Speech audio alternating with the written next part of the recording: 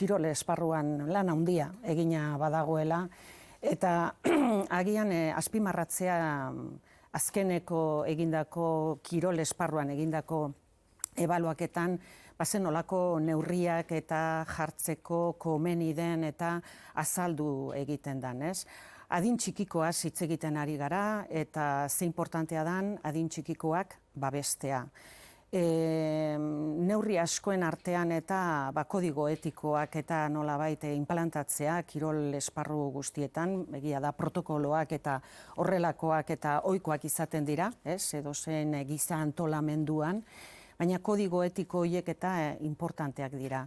Baina aldi berean baita ere prebentzioan jartzea fokoa, ez? Olako esparruetan eta adin txikikoak izanik, eta prebentzio ekintzak eta nolabait bultzatzea. Eta baita ere gurasoekin nolabait akonpainamendu hori importante izatea. Baita ere neurri asko, baita ere nolabait entrenatzaileentzat eta zuzendutakoak, eta baita ere neskato eta mutikoekin hainbat ekintzak edo sustatzea. Maskulinitatearen ingurukoak eta olakoak eta esperientziak baditugu, eta baita ere neskatoerekin ere bai.